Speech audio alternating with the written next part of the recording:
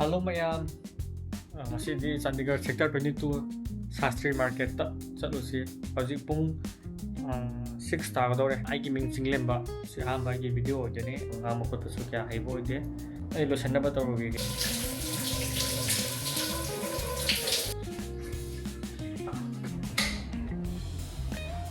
Mayam iru lore. Lo sanna ba tawgi. Kamu jisu sai lo salo re keno begitu natrana iman na boy su laku male mapanda la ba bro sa no bro low ice nani lai ra man do mi bro hoi sim video is nam horom ne da khoi what mai phi do lo lam ba ni moi la ko moi na khoi khoi mi na lai ba ni lagi kita क्या मतलब कोई दा angkan chat plan di da kilometer far da main to bone far bro kilometer far da ne moi la e half pu yo moi ngang firon tharam ba koi da adugi lo bu la e koi sakit to moi ba na ba ni sat lo e Shastri Market ta ba ni na firon lo bu la ba na moi da pung to kyo ma da lo lo na da pung to ka mini ka bi khet le mo te yo tu mo tam ne ba mi am do sam lo re cái số xe này nhau thì ra van ra là của nó cả này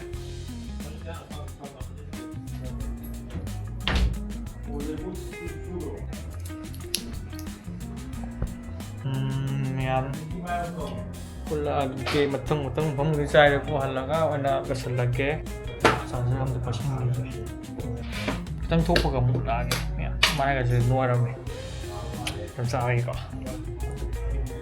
akhoi mi ka tu da akhoi mi mari kami mari mo ju sat khilo re awani dress ula man bye bye video de ding sinema sa rồi ha video lo đi tại ta không có tiền lắm Yang ngali. Iyo apa ya ikut lagi meh. Apa view nih? Apa view? Nó tôi 621 train chặt leh. Saya apa sih? Nó keren mo. Kundara gara itu gara hamu pula lagi. Kayak nggak lator. Sini mana bagaimana apa ini? Ngasih saya ketahui Pak Shastri Market mana dress ini enak. Kiki dress itu no. Iya. Kurti yang क्या? Atau yang apa? Atau ini. Oh yang kata balik deliver itu Pak. Naik deliver tuh. Iya. Ya. Aku masih. Udah loh. Main aja kok. Mga sige pung tangtum mi lagi. Wah. Kayak dulu kayak gitu. Tahu juga lu Pak. Kayak gitu langsung dulu nggak sih? Ada soalan satu deh. Masuk dulu. Nama nama itu juga. Man. Betul.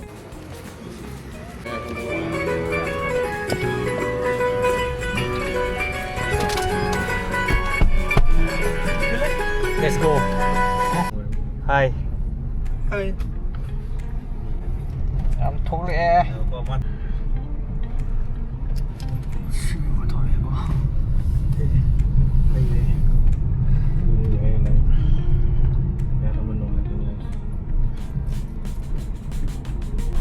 कितने वाले 35. 35 हाँ. 35,000 35,000. Mai mà nó hay được thì nó hay được.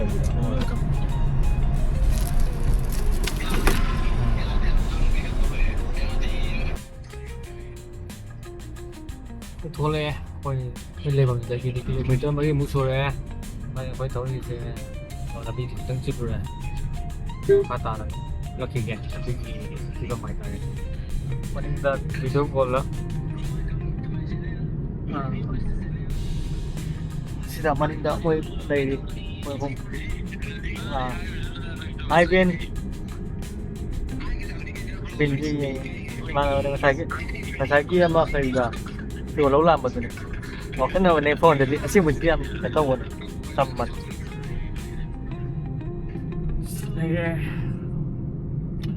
Mà phẩm gì?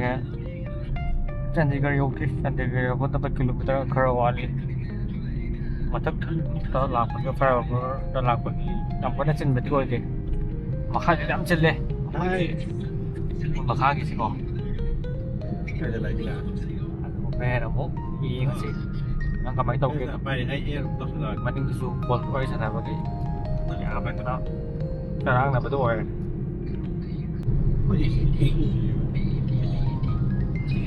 ไปเติมไปเติมไปได้เลย Kaya mga kaseo. UP से Bareilly UP. UP 25 Straight out talaga na. Chandigarh na ako.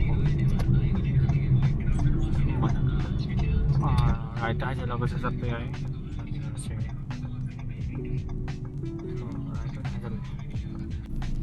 Kasi 솔직히 라이트 하자락보다 시리즈가 생겼고 시리즈네 뭐이나 마찬가지나 해봤지 뭐 알리 PS1 거에 아이디 나게 이운이 뭐 반독도 버리는 거 강다가 왜니 뭐 알리 PS1 하 시리즈 लगी डाल देना direct PS1 जगह चलो ता चंडीगढ़ डाल देना चंडीगढ़ डालने आए तो चल इस दोनों फीचर है नम तोंग वाई था लेना खंग दवाई था मोने सम nghiệp cùng bao bật vào texture của chúng mình là pan nào vậy ta hay là sống bằng chân nó sống phấm vào đồ và xịt chính là băng mơ rồi thì thế là chính là thì ngang ngọc là bây giờ trên này cũng không có đời nên muốn không có đời gì cả cho nên cái đầu với đi mình dàn ra này không cần biết cái ông xem mình tô bằng ngọc cần đi cái đi ăn hết đấy đi sinh khá thông riêng xem biết được đi có mấy lần cái gì nó không mà tới thông này là mình bắt đầu nghĩ chúng tôi cạn ta là vai ta là cần gì nó phật bát cũng đâu có nhiều dòng vàng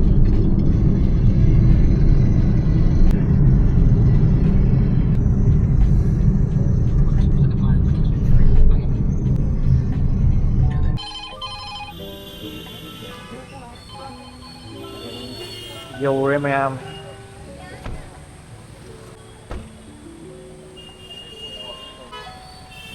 không dám chân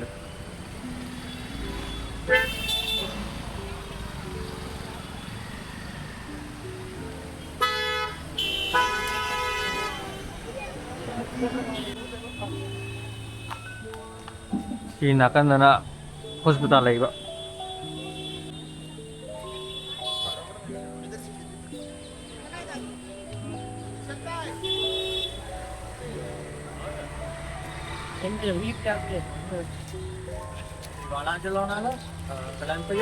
Shastri Market sila sina sita uli sina kilon gate ay tara may main gate.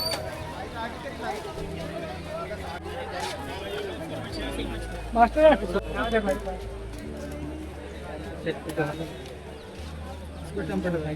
Ada no na. Aji boga state. Bro mama lo.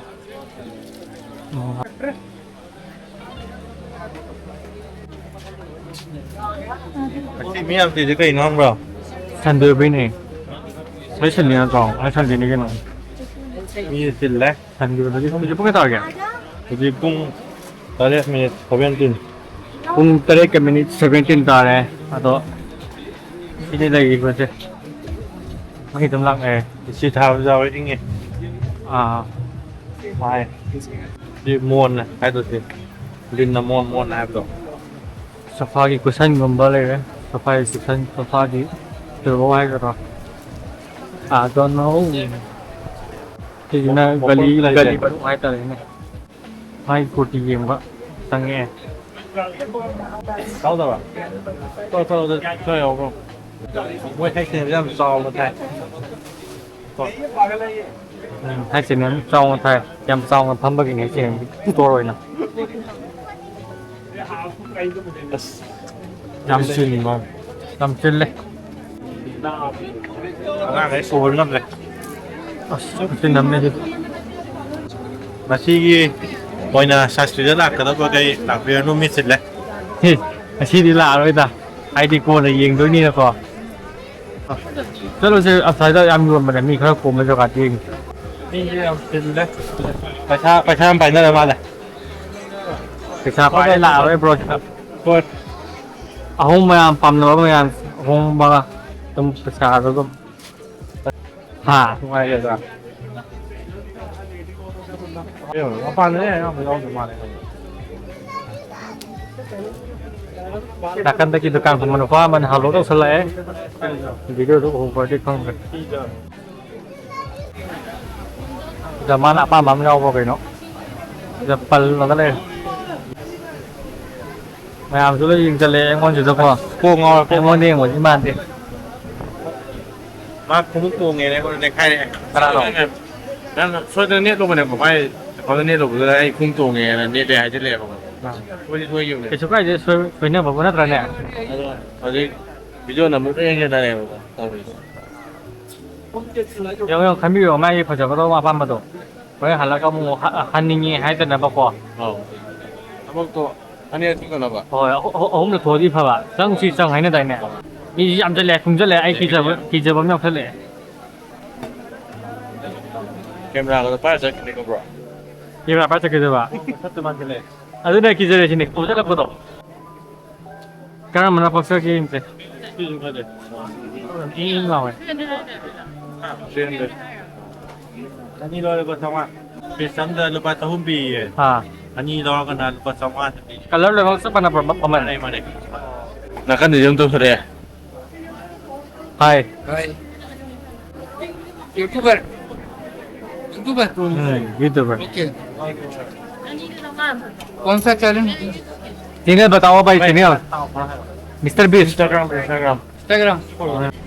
Sini shop number क्या सुबह जानो?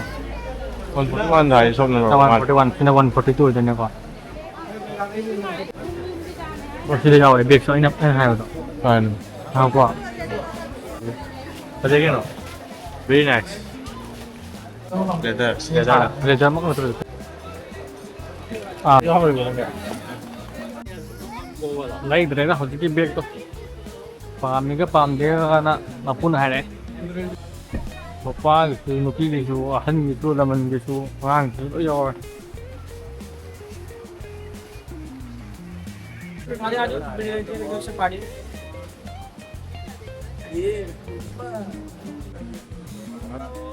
Sini apa ni? Yang mana lungdang tak boleh tu. Kong 736. Masaya ko isang pud na asam makan na niya. 저 비디오만 앞에 가. 비디오만 앞에서 이거 가요. Asam makan na sabam. Street food ay tare street vendor. 헬디 푸드 같은 거 매면 사줄래. Sida na curtains kumba, bedsheet kumba yo mane. Manaming si soy je. Bro si na kayo no. Sige. 아들 거기 만들. Samsu ole. Lengjung ko tingkai ni. Iya mo tatay kan. 아니 이거 봐. Konde. 후이 풀마. Ticket ki free hai ba. 후이 풀마로 래. Ah, kung nga sang pud na. Soy din ni mak sang pud. Sida ito nang na. Pian masahit. 그냥 다니네. 그냥 다니야 가서 홈네. 그냥 이거 사면 가 얘기야 그래. Dok pian mem nhau re. Sige no. Ta so gum la. Ta da nhau re moi. Pian masa mem nhau re pa sana hai tiba tani ki matak tapi besu dum nhau re. Sige color no nang giba. 이거 다니네. 이거 먹어. Okay. 집에 시계 비교. Oh, jadi hum mau chala kaya. इतनी बड़ी खुल जाए बंदे Sige adu lo ba. 뭐 비토문이라. Kana da bidu ba. Sino ba bidu ma kaya. Maming ta hang ba si matum ta ba. 왜 얘기해? Tapi ki. Pen. Kumang hoy ba. Baby cái Kumang sa hoy ba. Adu ki. Ba ji make to ko ni no ko kumang sender to ba adu ki. Quốc kỳ này để luôn à Hoy. 사람 때문에 레이저 난 뭐? 뭐 와이 때문에 저거 칼래. Ati mo por fa dire di dia ta ni da sai nam de ne le de ba. 또 오네 봐. 나 염도 레이저. Artificial ki ba. 500 का दो 500 ka to. Yeng bana te du ki ba de sa pa da adu ki. 얘기를 봐야 돼. Yeng jin da. 아주 잘 하면. अरे massager वाले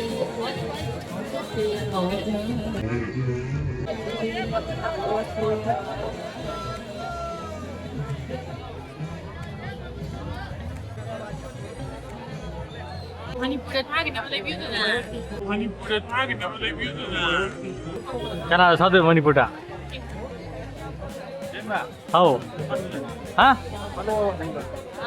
Baik, anda kami nang kami nang. Lupa mah makan kami siang gitu aja. Ah, sudah yang saya pun sang betul.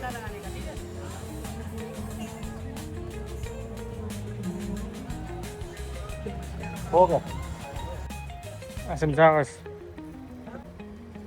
Let's eat ice cream. Brazil. Let's eat ice cream. Brazil hay. So are we going to eat bro? Mix. Không có sao chứ đây là ngon liền. Đây ngày mấy cháu tôi mang đến đây nhưng mà đã. Punjabi restaurant hay là mấy. Và tôi mặc tập tiện.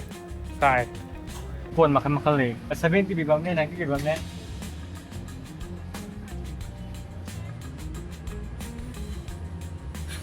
Rồi có fresh fruit không có? Làm phòng mà xài hết. Đây thì nó mix fruit giàu ra, American nut giàu ra, bubble gum giàu ra. Đây. Hay ngồi được. Kulfi này. Ơi, đây rồi.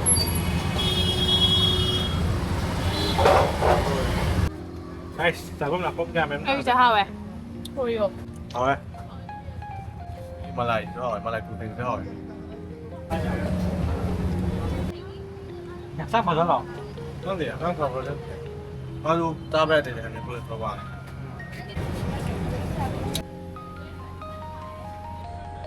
Mà phải tao ini, mà phải cùng tôi đi. Nè.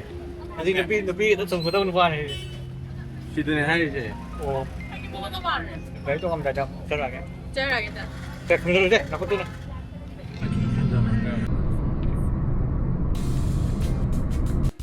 Nhiều đấy. 나중에 매운.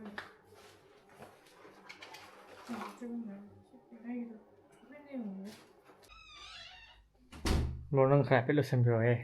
Nó bắt đầu làm cái này nè. Cười. Xong không gì. Không được. Ya bro. Nghe đi. Ya đi à. Thằng nào cũng nói chuyện. Anh cứ vào làm này này. Ôi anh tôi rồi, anh tập nó bắt đầu. Ngang cái gì ai tiện đó. Xin em, cái gì đi. Tôi xin chào cái next video tầm thằng này xin em.